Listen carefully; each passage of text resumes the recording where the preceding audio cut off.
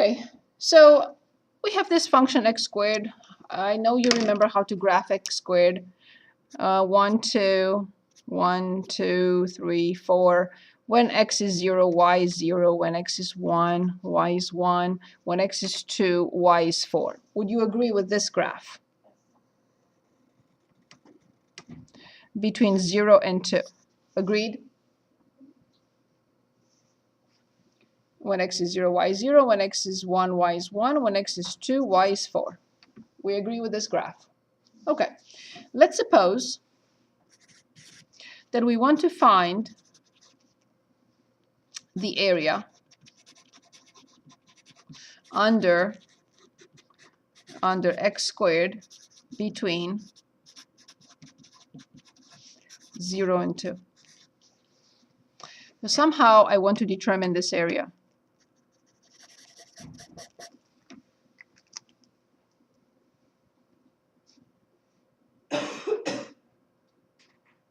Okay, so here's what I'm going to do.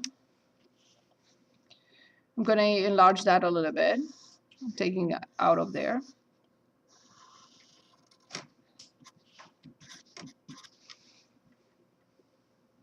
Okay, I am going to divide this interval between 0 and 4. We're using 4 sub-intervals. I'm going to use 4 sub-intervals. Equal width. Equal width. So how wide will each sub-interval be if I want to use 4 between 0 and 2? Very good. 1/2, 1/2, 1/2. I have several options.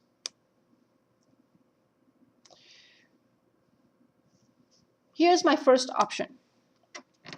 Left point. That's my first option.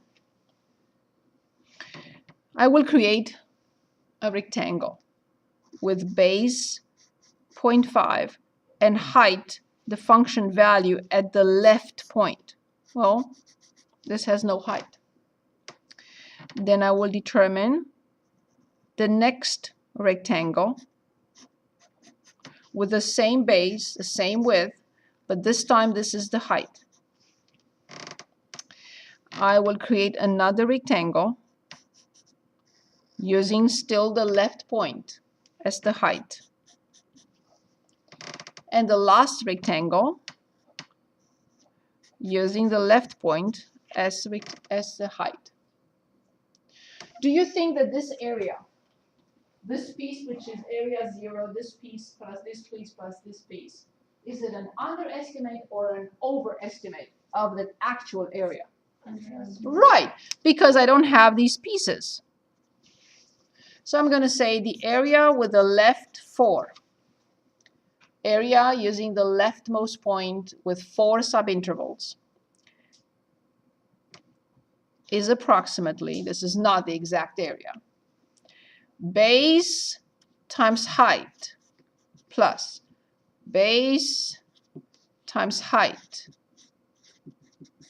plus base times height plus base times height.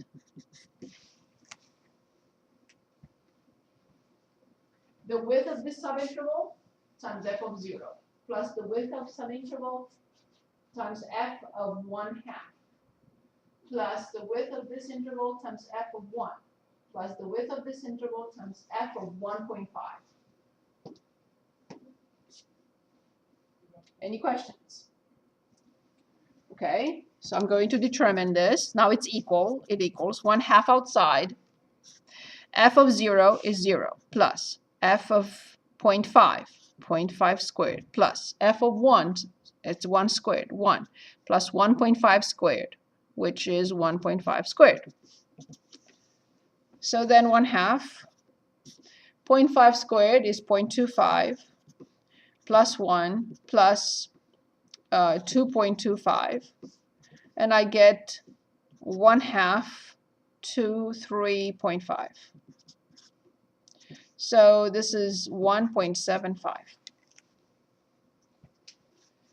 Is this a good approximation of the area? Better than nothing. Better than nothing. Okay, this is one option. Here's the second option. Of course, I'm not using the leftmost point, but what could I be using? Right. Exactly. You got it. Same width, same points, but here's how it looks now. Careful. If I use the rightmost point, base times height. Base times height. And you subtract the difference. No, no, no. I wish it would be that simple.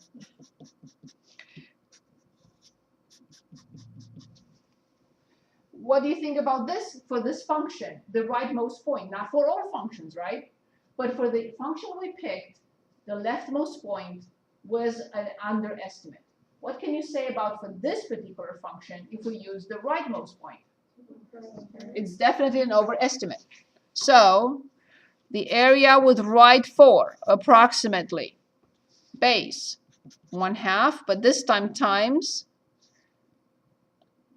f of 0.5 plus 1/2 times f of 1 plus 1/2 times f of 1.5 plus 1/2 times f of 2. Agreed?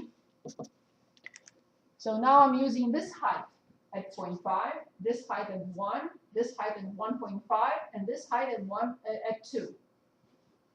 Still 4 rectangles. I'm still determining the areas of 4 rectangles. The base is all the same, so I'm going to take out 1/2. And now, 0.5 squared, it's 0.25 plus 1 plus 2.25 plus 4. You understand how I got this, right? By plugging them in x squared, right? So x squared, 0.25, x squared, 1, x squared, 2.25, x squared, 4. Is that clear? I'm using the function. So what do we get? 4, 6, 7.5. Is that correct? 7.5 divided by 2. So what do I get? I get 3.75. Okay. So the first estimate with the leftmost point, 1.75. The second estimate, 3.75. And of course, there is one called midpoint. There is no need. You understood the idea. What will be the midpoint? No, I will have this point at 2.5. Let me show you. The graph is interesting. So now this is 0.25. This was 0.5. Now this is 0.75. And this is 1.25. And this is 1.75. So the first one will have this height, the first rectangle. The second one will have this height. The next one will have this height. Oops, I'm sorry. I meant here. And then here. Which of these three you think is the best? Midpoint. Right. It would have the least amount of error. And what we determine with 4, with a midpoint, will be exactly somewhere in between 1.75 and 3.75. So this will be the best. Now, stick with me. What if I use 8 subintervals? Plug it into the calculator. True. But would I have a better estimate than using 4? Probably. Mandatory. Because I'll have much less error, because the rectangles will be more, they will accumulate, and I will have less error. Good. What about 16? Much better. What about 16? What about 32? With any of the methods, it doesn't matter anymore. What about 64? What about 128? Where am I going, and what concept is that we studied before? Thank you. Limit as n approaches infinity. That's exactly it. Leave some room because I'm not finished. I'm not finished with this. Okay? Of course. What is n? N is the number of subintervals, right? We started with 4, and then I said 8, and then I said 16, and then I said 32, and so on and so forth. N, number of subintervals.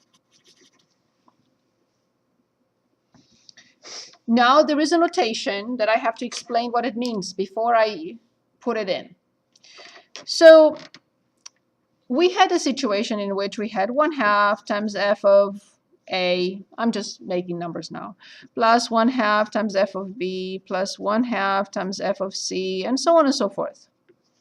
Well, we don't really like to write this, especially when they go to infinity. We like to write a notation that looks like this. This is the Greek letter S, Greek sigma.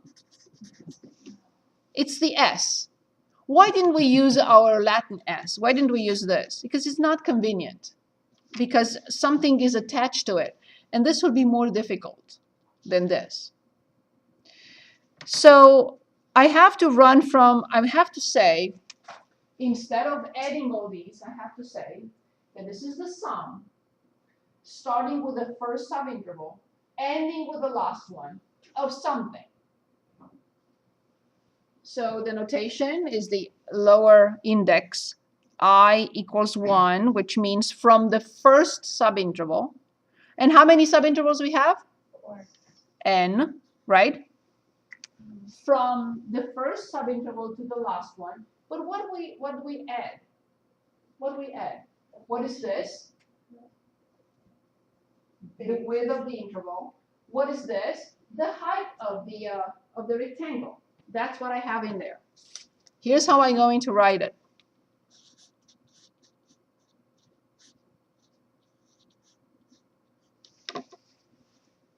What is the x? This time is the differential of x, of course. It's the width of each subinterval. You either use it as dx or delta x. So in this notation, we do prefer delta x, uppercase delta x. In the next notation, we will be using dx. Okay, so one more time, what am I adding? Width times height for the first subinterval, plus the width times height for the second subinterval, plus, where I is 3, width times height for the third subinterval. And I continue till n. So this is the sum from I equals 1 through n from f of xi delta x. Will you consider that this will be approximate? Do I put approximate here or do I put equal symbol? Don't say anything just yet. Remember what we did. We said 4, and then 8, and then 16, and then 32, and 128, blah, blah, blah, and we continued forever. So I have the limit. As n approaches infinity, everything is filled up correctly.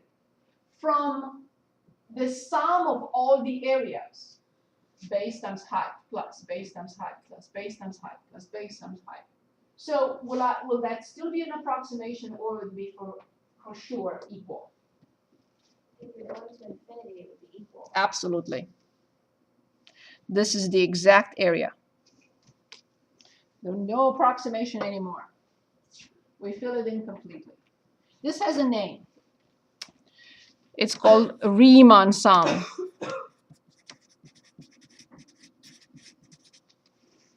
So the exact area is the limit of the Riemann sum. It's the name of a mathematician.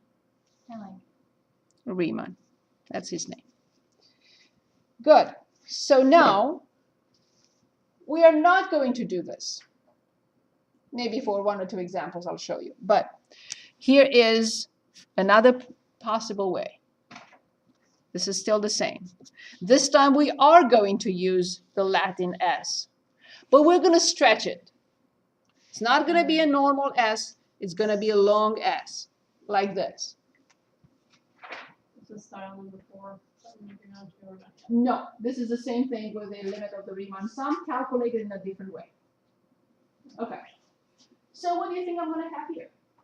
Of course, I have to have F of X. Of course, I have to have the X. And now the question is exactly the same, but this time I have to add something. I have to add the interval between 0 and 2. In general, I will write between A and B. This is called the integral of f of x from A to B. It is not a function, but a number. It's the area under the graph. It also, I have to add specifically, not just the integral, but the definite integral. So please add in definite. It's definite. It's definite between A and B. If it does not have the limits of integration, it's something else. It will be indefinite, and I'll explain what that means later. So there are two types of integrals.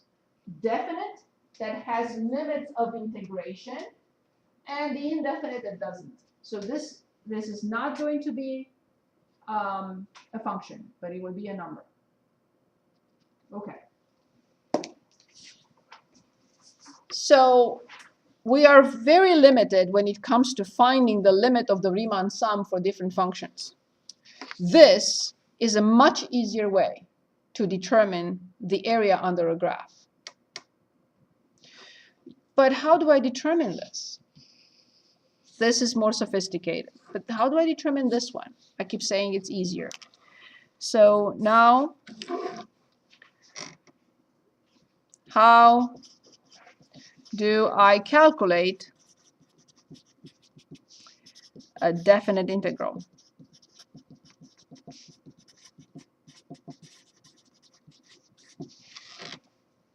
Here's how I calculate a definite integral.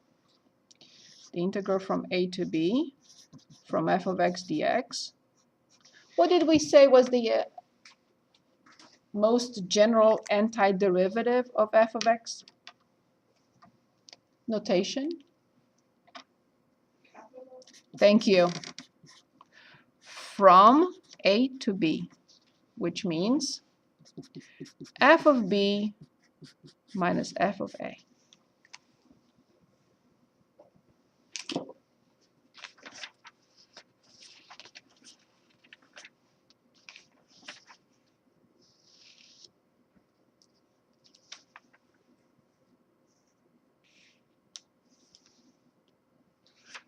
Okay, so what does this say?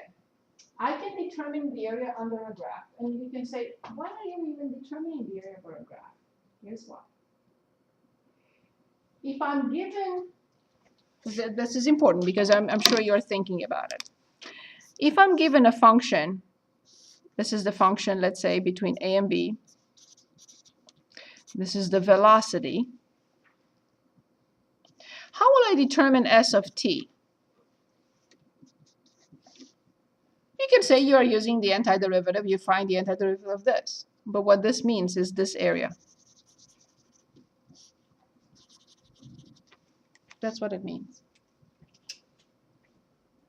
If I want to determine the exact distance having the velocity between 10 and 15, how will I determine this? What am I doing? I'm really determining the area.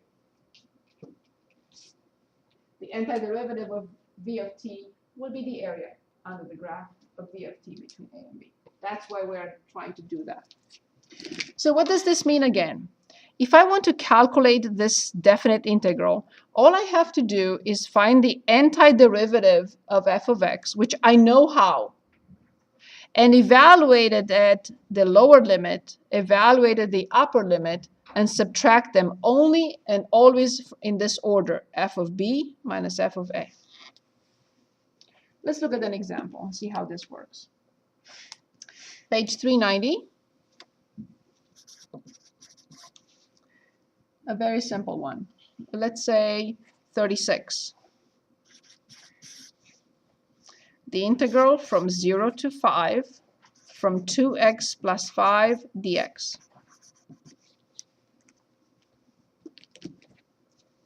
I need to find the antiderivative of 2x plus 5. 2 is outside. What is the antiderivative of x? In other words, which function prime is x? Over 2 plus 5 is outside. Which function prime is 1? Perfect. Now you can say add plus c. Yes, I can. But when I add plus c and I plug in b and I subtract when I plug in a, the c will go away. We can write a c. Let's write the c for this time from 0 to 5. And then you'll see what happens, and moving forward, we don't have to put it in there. So we determine the antiderivative of 2x plus 5. If I differentiate this, I get 2x. If I differentiate this, I get 5. If I differentiate this, I get 0. I will simplify and get x squared plus 5x plus c, plug in 5 everywhere, and subtract when I plug in 0. So this is x squared plus 5x plus c from 0 to 5. I plug in 5, 25 plus 25 plus c, and I have to subtract when I plug in 0. 0 plus 0 plus c.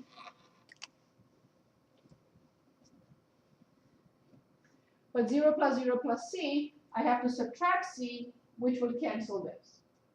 That's the reason why c goes away.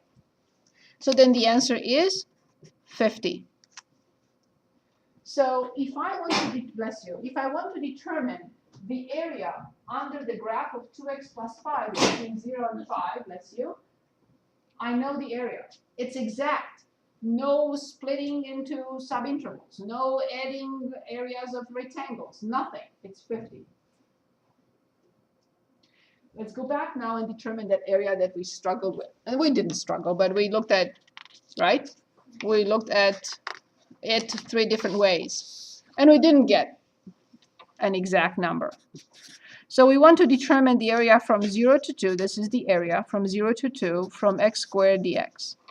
Notice that there is no integral, like no Riemann sum, without the function and the width of the interval.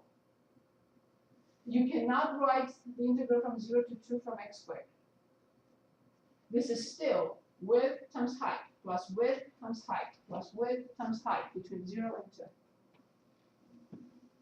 So, what function prime is x squared? Cubed over? Good. From 0 to 2. So the area is 8/3. And this is exact. There is no ambiguity. The area under x squared between 0 and 2 is exactly 8/3. How'd you get that? I plug in 2. Oh. And I subtracted when I plugged in 0, but that's 0. So we got with the first calculation 1.75, with the second one 3.75. Obviously, this must be in between. In between the one there was an underestimate and the big one with an overestimate. And that's what the area is. Another example.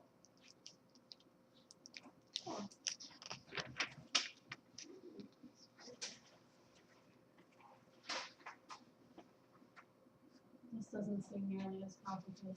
Good. I'm happy. Say that until it gets hey, right now. I'm just sorry, roll 10 minutes. Okay, here's an example. 26 on page 389.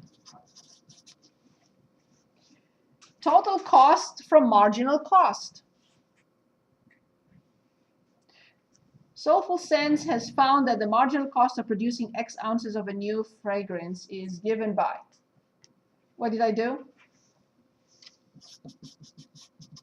C prime of X, 0.005, X. 3 zeros. Is it 3 zeros? Yes. Thank you very much. 3 zeros and 5, X squared minus 0.1, X, and plus 30. For X less than or equal to 125. Where C prime is in dollars, use 5 subintervals over the interval 0 to 100, n equals 5. And the left end point of each subinterval. So we want AL5 to approximate the total cost of producing 100 ounces of fragrance. What will I write? I will write delta X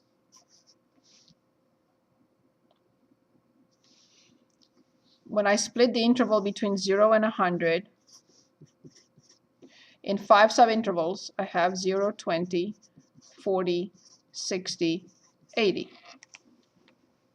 5 subintervals. They want us to use the leftmost one. We can solve the problem in 2 minutes with the integral and get the exact number.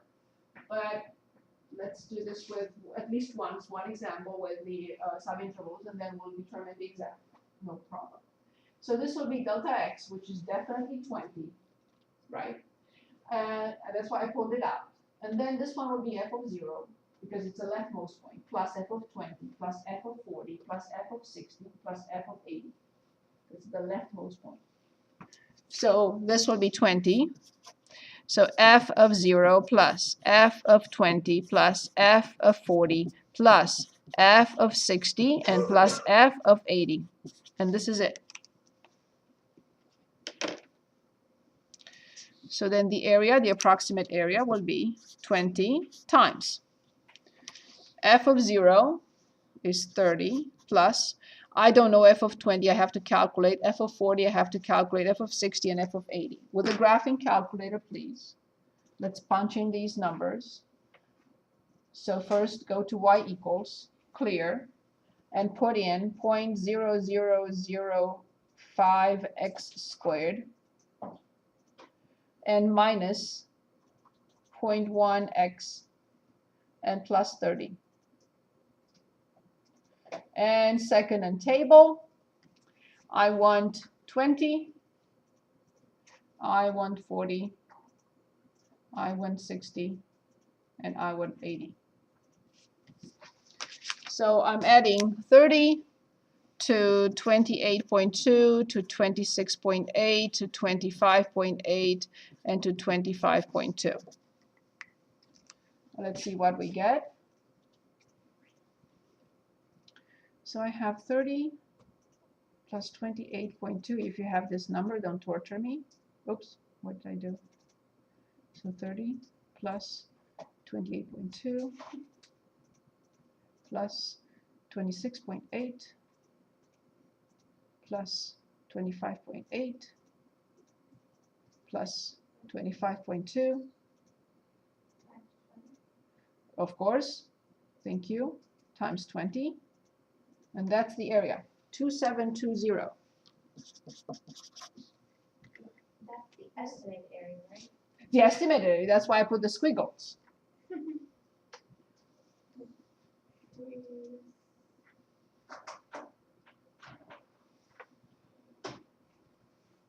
So we're going to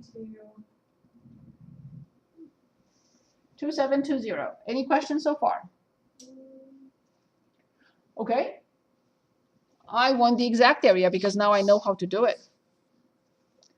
And then we'll stop, promise. So how do I find the exact area? Can anyone dictate? S. Yes, the integral, the definite integral from 0 to 100. wonderful, from from 0.0005x squared minus 0.1x plus 30. That's not complete without we're gonna find the derivative. dx. Good. So now let's find the most general antiderivative. You understand why there is no need for c in the definite integral anymore. So then I will have 0.0005, X to the third over 3. excellent, minus 0.1, X squared over 2. excellent, plus 30x. excellent, from 0 to 100. now you understand there is no point in plugging in 0 because when I plug in 100 minus when I plug in 0, everything will be 0. Okay, so we only plug in 100. Let's do that. So this is 0.0005 times 100 cubed over 3 minus 0.1 times 100 squared over 2 plus 300. And this will be the exact area. So let's see what we get. Again, if you have the number, don't torture me. Bless you. 1, 2, 3, 5 times 100 cubed. What's the allergies? Is it? Divided by 3 minus 0.1 times 100 squared divided by 2 and plus. Yeah, I multiplied. Oh. Yes, but you're right. Thank you. Keep an eye on me, please. Please do. Please do. Please do. Here's the exact area. 2666.67 or 66. This is the exact area under the graph between 0 and 100. Because we know how to